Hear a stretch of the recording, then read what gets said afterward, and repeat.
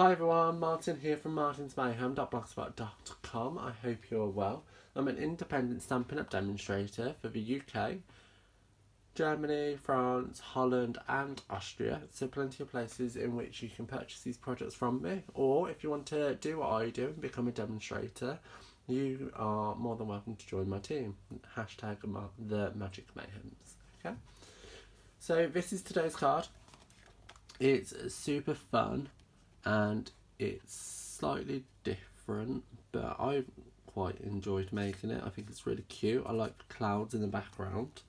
And we're using the stamp set Over the Moon, which is also super cute. And I purchased this because Sean, he loves cows, and I think he turns around and says he likes them so much because of the mullet advert, you know, where it's the cow's galloping like a horse and it's just like, this is Mary, she likes to run. Anyway, so that's why he likes cows. So I've brought this just for him, so I know I've got a stamp set that I can use to make his birthday cards, anniversary cards, or whatever I like. Let's move out of the way and let's move the card to the top corner. So the card today is a standard C6 size, so that's 10.5 by 14.8, and that creates that. And the first mat we're going to have is a piece of balmy blue, and that measures 7.5 centimetres by 12. And for this we're going to quickly layer over our little mask that you see here.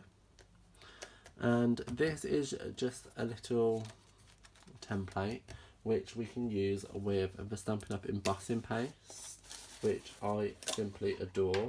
I use this a lot and it's super fun. So let me just scoop some out.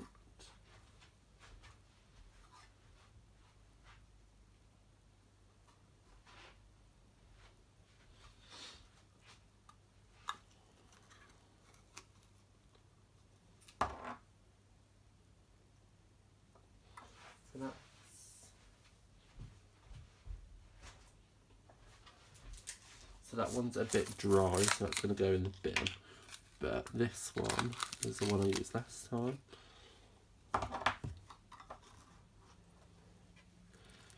And is a lot better. So all I'm going to do is lay the cloud template over the top. And I find this works better if you do a little at a time. You can just apply it in small batches, scrape it off like so.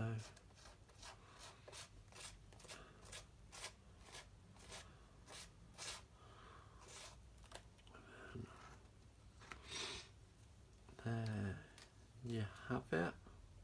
So I don't mind mine not being perfect, and that is not a cop-out, but it's completely up to you. You can wait for ages to get it to smooth and keep working it, but in that time you risk it drying, so then it can become quite hard to work with. And the good thing is if you get it on you, you can just rub it off and it comes away.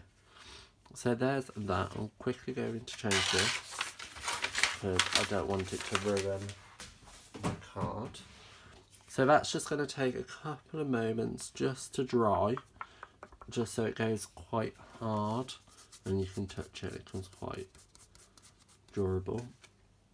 So that's going to sit there like so, and I'm going to start colouring first. Let's do the colouring while that dries. Might as well. So I've got a scrap piece of Whisk White cardstock, and I've got the two stamps that I'm going to be using. So this little speech bubble, as well as the standing up cow. Well, the cow on all fours, should I say. And I'm going to bring in my memento, and I'm going to stamp that down like so. And this one, ink that up and stamp that down.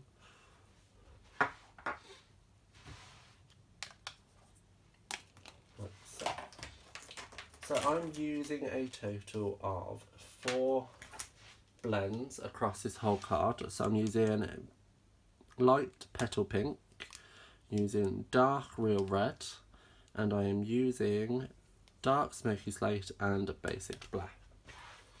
For obvious reasons, because of how it is what? Black. However, because I don't want to just keep it black and white, I wanted to introduce some smoky slate just to give that contrast and a little bit of shading. Excuse me. So I'm going to show you how that's going to turn out. It's been a long day, I'm losing my voice. So let's start. Always suggest you start with the lightest colour. So I'm going to start with the pretty pink, petal pink, and I'm just going to colour in its nose all over, like so. And I'm just going to keep these one colour because of time. And then just a little udder as well. Okay. So the reason why I did this first is so that when I fill in the nostrils in the basic black, it's not going to bleed. And I know I can just quickly fill them in, and that's going to stay in them lines. So I'm going to stick with basic black, and I'm going to colour in the hair. So the way I look at this with colouring and shading is I'm going with the hair, I'm looking at where the line is, because I don't want to lose that line by colouring it in with black. So I'm going to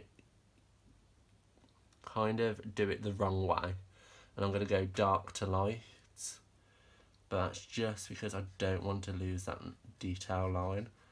And then I'm just going to colour in quite randomly the dots, trying to keep it all one way, like so. And then bringing in the smoky slate, I'm going to start on the basic black and just run over that line just to bleed it out, like so, and just continue that down.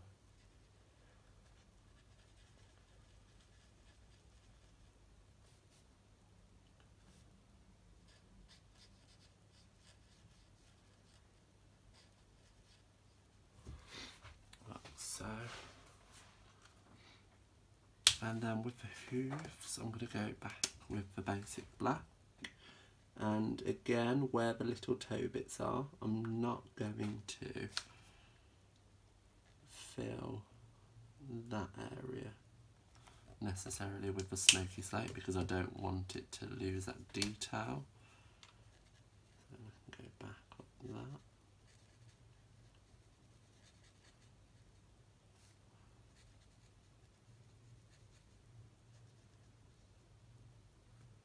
And the tail.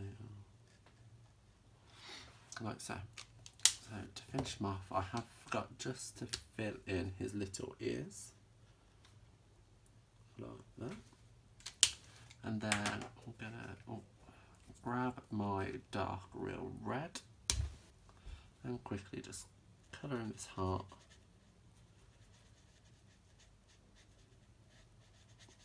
Like so. Easy, right? Because I don't do difficult. So now you're going to want to fussy cut these out. So this is where people tend to differ. You either enjoy fussy cutting or you hate it.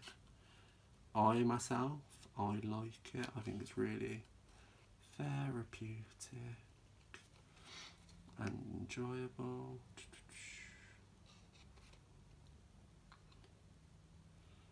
And with fussy cutting, it's completely up to you how much of a border you leave. So you can either leave a big border or a little border.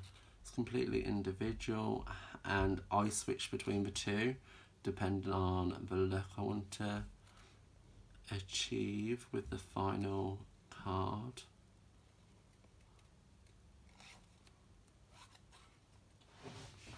Ooh, let's just stand back up so I can do this a little quicker. And you can take your time in doing this, just so you know you're happy with it.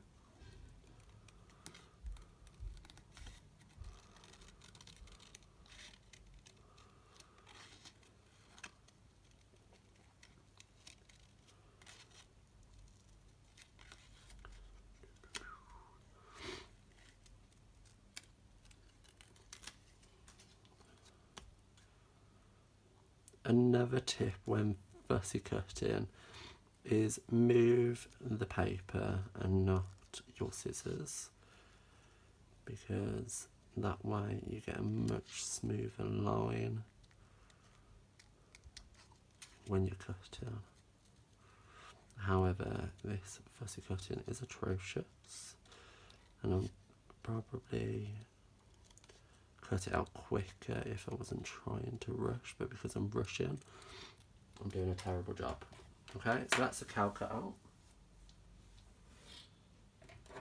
And now quickly for this. So on this example, I cut them out as individuals. However, you don't have to. You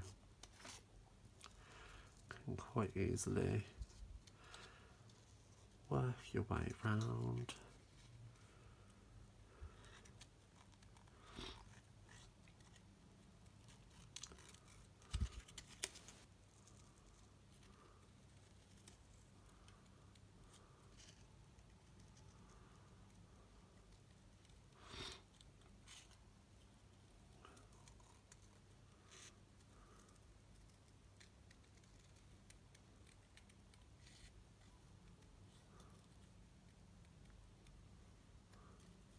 But you just need to be careful towards the end where it's a little bit thin and flimsy, but there you go.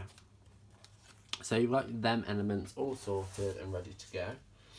With the green grassy area, I messed around a lot to try to find out how I wanted it to look, but in the end I just came up with a 2 centimetre strip, and I'm literally going to cut up and down in a round motion like so, just to create a little hilly moundy effect. So then you get that. It's that simple. I tried different ways, so like for example I tried cutting down into it like this. However, I wasn't happy with how that looked, so I skipped that idea. I tried lots of ideas and I didn't like them basically, and this is what I came up with. So this should be relatively dry now, which it is. So I've got my strip of granny apple green in the 2 centimetre strips, which I'm just going to apply. And you apply that top to bottom, even though I've just done the bottom one.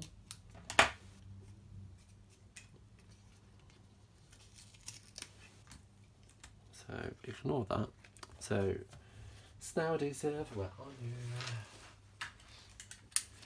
So just running your snail down the bottom edge. I'm going to line this up like so. At the top, chop it off, and then do it again like so. Chop the excess off.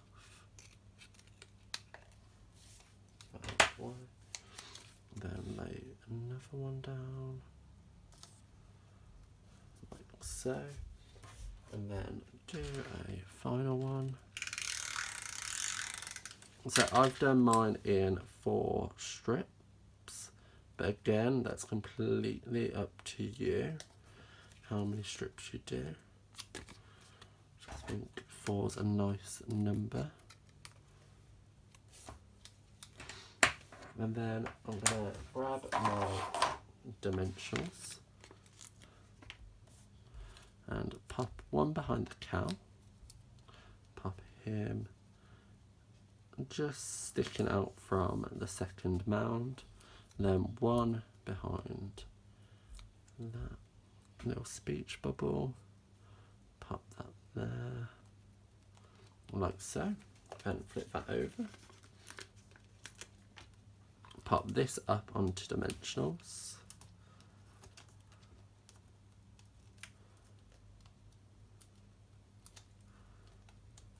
like so,